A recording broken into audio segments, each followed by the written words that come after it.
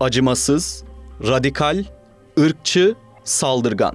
İsrail, çoğunluğu gençlerden oluşan illegal bir örgüte sahip. Bu gençlerin aklındaki ana fikir, Filistinlileri yerinden etmek ve bunu insanlığa sığmayan yöntemlerle yapmak.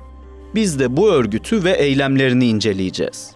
Örgütün ismi Hilltop Youth, yani İsrail'in gölgesindeki radikal terör çetesi. Önderleri Meir Ettinger. Ana felsefesi Kahanizme dayanıyor. Kahanizm ne demek diye soracak olursanız açıklayayım. Dinsel bir Siyonist ideoloji.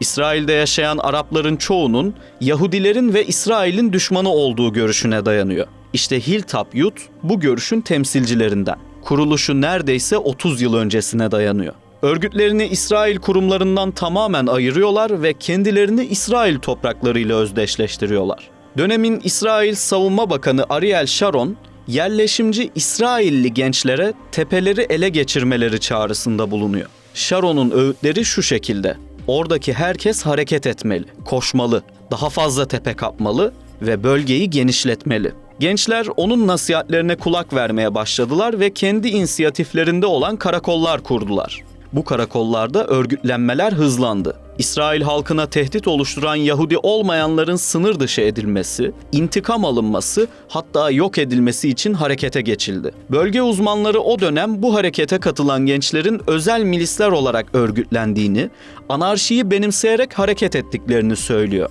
Sayıları 2009'da yaklaşık 800 kişiye yükseliyor. O dönemki sempatizanlarının ise 5000 kişi olduğu tahmin ediliyor. En başında olduğu gibi sonrasında da hep Filistinlilerin yoğun olarak yaşadığı bölgelerdeki tepelere karakol yaparak yerleşiyorlar. Gruba bağlı üyeler Filistin okullarına ve camilere zarar verme, sürülerden koyun çalma, yüzyıllardır var olan zeytinlikleri yok etme, zeytin hasatlarını çalma gibi birçok suça karışıyor. Tabi bu devlet içinde suç kategorisine girmiyor. Hatta hahamlık kararına göre meşruiyet bile kazanıldı. Karara göre ağaçların dikildiği topraklar Yahudi halkının mirası ve meyveler İsrail Yahudilerine ait. Gerçi Hilltop Youth üyelerinin meşru bir karara ihtiyacı yok. Çünkü resmi bir yöntemle toprak ele geçirmiyorlar. Bir kamp kurarak bir tepeyi işgal ediyorlar ve ardından Filistin tarımı altında olsun veya olmasın yakındaki toprakları ele geçiriyorlar. Ve maalesef Filistinlilerin diktiği ağaçları bile söküp atıyorlar. Henüz böyle bir barbarlığa karıştığı gerekçesiyle hüküm giymiş olan kimse yok. Grup doğrudan İsrailli Yahudi üstünlüğünü tesis etmeye çalışıyor. Yasaları ve uluslararası normları hiçe sayıyor ve kendisini yaratıcının emrini yerine getiren bir hareket olarak görüyor. Örgüt bazı İsrailli yetkililer tarafından dolaylı olarak destekleniyor ve bu destek grubun eylemlerini teşvik ediyor. Bu örgütün lideri Meir Ettinger, ailesi radikal Yahudi din adamlarından oluşuyor. Ettinger'ın amacı laik İsrail devletinin yıkılması ve yerine Yahudi ilkelerine dayalı dini bir toplumun kurulması. Ona Meir Kahane'nin hayaleti deniliyor. Bazen de İsrail'in ayetullahı olarak adlandırılan büyük babasıyla aralarında birçok benzerlik olduğu için onun ismiyle anılıyor. Meir, Hilltop Youth hareketi arasında karizmatik bir lider. Ettinger, İlk zamanlarda The Revolt adlı bir hareketin lideri olarak da kendini gösteriyor. İlk eylemleri Filistinli bir çobanın sürüsüne saldırmak, bir koyunu taşlamak ve ardından çobanın önünde acımasızca koyunu kesmek. Filistin topraklarında yasa dışı İsrail karakollarının kurulmasında da bizzat kendi öncü oluyor. Militanlığı ve saldırganlığı İsrail polisinin bile dikkatini çekmiş olacak ki devlet tarafından takibe alınıyor. Karakolların kurulmasının yasa dışı olduğuna hükmediliyor ve karakolları tahliye etmesini engellemeye yönelik yıkıcı girişimleri nedeniyle bir süre hapse atılıyor. İçeriden çıktıktan sonra terör eylemlerine kaldığı yerden devam ediyor ve acımasızlığına acımasızlık ekliyor. Örgüt için önemi de pekişmiş durumda. Hilltop Youth'un arkasındaki hahamlar onun desteklenmesi gerektiği kanaatinde. İsrail'deki bazı kesimlerse onları IŞİD'in Yahudi versiyonu olarak görüyor ve desteklemiyor. Örgüt içinde aktif olan bir isim daha var. O da grubun kadın üyesi Ronnie Cohen. Geçtiğimiz senelerde topluluklarının gerçek yüzünü anlatan ve en önemlisi teröre karışan siyasetçileri açık eden itiraflarda bulunmuştu. İsrail'in Kanal 12 televizyonunun Hakikat isimli programında yaptığı açıklamalar önemliydi. Peki detaylar neydi? Cohen, röportajında kendisinin ve başkalarının provokasyon eylemlerini, İsrail ordusuna ait bir üssün içindeki araçları nasıl sabote ettiklerini ve Arapları öldürmeyi planlayan küçük bir grubun gizli toplantısına nasıl katıldığını anlattı. Cohen, 15 Mayıs 2011'de henüz reşit değilken Batı Şeria'nın güneyindeki El Halil'de Kiryat Arba yerleşim biriminde bir Filistinlinin aracını ateşe verdiğini söyledi. İsrailli kadın bu saldırıyı gerçekleştirdiği sırada kendisine kefil olan ve o dönem milletvekili sıfatıyla görev yapan bir ismin evinde ev hapsinde tutulduğunu söyledi. O isim bugün İsrail Kamu Güvenliği Bakanı olan Itamar Ben-Gvir. İki arkadaşıyla bir Filistinliye ait aracı yaktıklarını, ardından Ben-Gvir'in evine döndüklerini aktaran Cohen, milletvekilinin evinin izlenmesinden korkarak kendisini azarladığını ancak baş parmağını havaya kaldırarak eylemden memnun olduğunu gösteren bir işaret yaptığını söylüyor. Arabayı yok etmek için kullandıkları yakıt dolu şişeyi Ben-Gvir'in parlamentoya giderken yanına alıyor ve delil bu şekilde ortadan kalkıyor. İsrailli genç kadın ayrıca 7 Eylül 2011'de Batı Şeria'nın merkezindeki İsrail askeri üssünde askeri bir aracın imha edilmesi olayını da anlatıyor. Söz konusu eylemi kendisini bir askeri üssün içinde eğiten İsrail askerinin işbirliğiyle gerçekleştirdiğini dile getiren Cohen, Ben-Gvir'in da daha sonra bundan haberdar olduğunda kahkahalarla tepki verdiğini söylüyor. Hilltop örgütünün Kiryat Arba yerleşim biriminde düzenlediği gizli bir toplantıya katıldığını da itiraf eden Cohen, bahsi geçen gizli toplantıda Filistinlileri öldürme ve Mescid-i Aksa'ya silahlı baskınlar düzenleme konularının konuşulduğunu anlatıyor.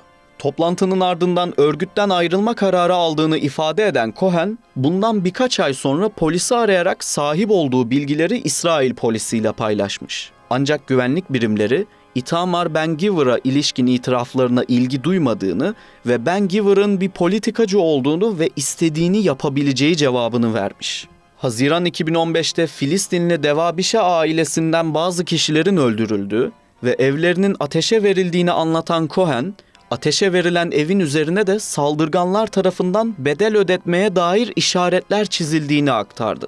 Devabişe ailesinin Batı Şeria'nın Nablus kenti yakınlarındaki Duma beldesinde bulunan evi, 31 Temmuz 2015 sabahı fanatik Yahudi yerleşimciler tarafından ateşe verilmişti. Olayda ailenin 18 aylık bebeği Ali Devabişe evde yanarak hayatını kaybetmiş, anne, baba ve 4 yaşındaki Ahmet ise ağır yaralanmıştı. Ağır yaralanan anne baba da hayatını kaybederken Devabişe ailesinden geriye 4 yaşındaki Ahmet kalmıştı. Haaretz gazetesi Nisan 2018'de Ben-Gvir'in Devabişe'nin evine saldıran suçluların da aralarında olduğu radikal yerleşimci grupların davalarını savunmak için avukat olarak görev aldığını aktarmıştı. Mahkemede Amiram Ben Uliel isimli radikal Yahudi yerleşimci ömür boyu hapse mahkum edilmiş ancak terör örgütüne üye olmaktan hüküm giymemişti. Terör mahkumu olmayışı İsrail yasalarına göre hafifletici uygulamalardan yararlanmasının önünü açıyor. İsrailli aşırı sağcı Ben-Gvir ise Twitter hesabından yaptığı paylaşımlarla hakkındaki iddiaları yalanladı. Ben-Gvir, popülaritesinin ve anketlerdeki oylarının artmasının ardından Cohen'in kendisine siyasi olarak zarar vermek amacıyla konuşturulduğunu iddia etti. İşgal altındaki Kudüs'te 1976 yılında dünyaya gelen Ben-Gvir, Batı Şeria'nın güneyinde yer alan El Halil kentindeki Kiryat Arba yerleşim biriminde yaşıyor. Amerika'nın son dönemde yabancı terör örgütü listesinden çıkardığı silahlı saldırılarla anılan Kah hareketi destekçisi olarak tanınan Ben-Gvir, 6 Nisan 2021'de Benjamin Netanyahu'nun liderlik ettiği Likud'un desteğiyle aşırı sağcı partiden milletvekili seçildi. Ben-Gvir son dönemlerde, yani 7 Ekim saldırılarından sonra sadece acımasızlığıyla gündem oluyor. Batı basını da bu konuya karşı ilgili. The Guardian haberinde İsrail İç Güvenlik Servisi Başkanı Ronen Bar'ın Hilltop eylemlerinin yalnızca suç değil, aynı zamanda terör eylemi olduğunu vurgulayan bir mektup yazdığını aktardı. Bar, grubu Yahudilik üzerinde bir leke olarak tanımlıyor ve durumu ulusal güvenliğe yönelik bir tehdit olarak vurguluyor. Ulusal Güvenlik Bakanı Itamar Ben-Gvir ise Bar'ın mektubunu eleştirdi ve görevden alınmasını istedi. Ancak İsrail Savunma Bakanı Yoav Gallant, barın görüşlerini destekledi. Bu durum aynı zamanda İsrail'in güvenlik stratejileriyle iç siyaseti arasında bir ayrışmaya işaret ediyordu. Şimdi biraz geriye gidelim ve Mayıs 2023'e bakalım. İsrail'in Gazze şeridine yönelik saldırıları başlamadan 5 ay önce İsrail ordusu örgütün ele geçirdiği tepeleri geziyor. Gezmekle kalmayıp üyelerle konuşuyor ve onlara İsrail ordusuna katılmalarını söylüyor. Yani İsrail, Filistin saldırılarından önce ordusunu daha da radikalleştirmek için elinden geleni yapmış. Neden bu örgüte yöneldiği aslında çok bariz. İsrail bu gençleri orduya davet etmeden önce Hilltop üyeleri Huwara kasabasının ateşe verildiği saldırıyı üstleniyor ve bu saldırı için şarkı yazılıyor. Kulağa ne kadar korkunç gelse de söz konusu İsrail olunca çok da şaşırmamak gerek. Çünkü 7 Ekim saldırılarının ardından örgüt yine vicdansızlığını ortaya koymuştu. Geçtiğimiz Şubat ayında Gazze yakınlarındaki Aşdod kentindeki liman yakınlarında toplanan yaklaşık 200 kişilik örgüt üyesi gösterici İsrail bayrakları taşıdı.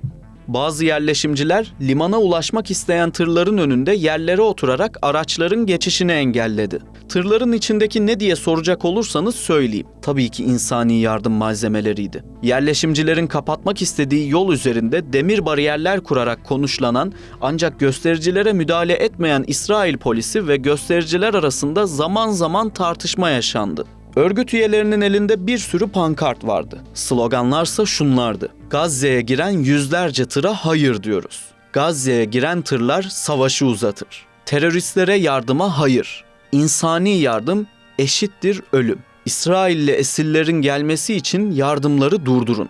Yani Hilltop üyeleri gıda yetersizliği nedeniyle kıtlık, temiz su, hijyen eksikliği yaşanan, hastalık ve barınma yetersizliği karşısında Filistinlilerin yaşam mücadelesi verdiği Gazze şeridine gönderilen insani yardımların engellenmesi için protesto eylemleri yaptı.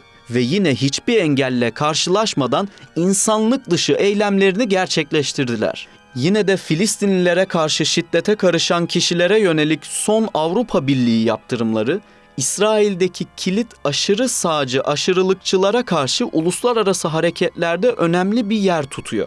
Önceki yaptırım duyuruları şiddete karışan bireysel yerleşimcilere odaklanmış olsa da son hamleler Ulusal Güvenlik Bakanı Itamar Ben-Gvir da dahil olmak üzere İsrail'deki aşırı sağ siyasetteki üst düzey isimlerle bağlantıları olan çok daha yüksek profilli örgüt üyelerini hedef alıyor.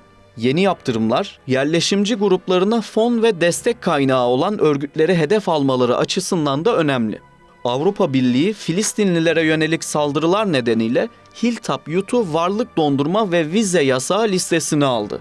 Bu yaptırımlar bir sonuç getirir mi derseniz, maalesef bugüne kadar bir sonuç getirmedi.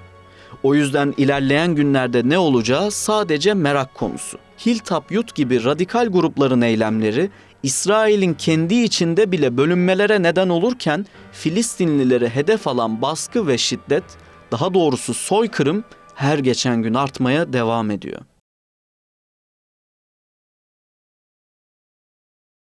Acımasız, radikal, ırkçı, saldırgan. İsrail, çoğunluğu gençlerden oluşan illegal bir örgüte sahip. Bu gençlerin aklındaki ana fikir, Filistinlileri yerinden etmek ve bunu insanlığa sığmayan yöntemlerle yapmak. Biz de bu örgütü ve eylemlerini inceleyeceğiz.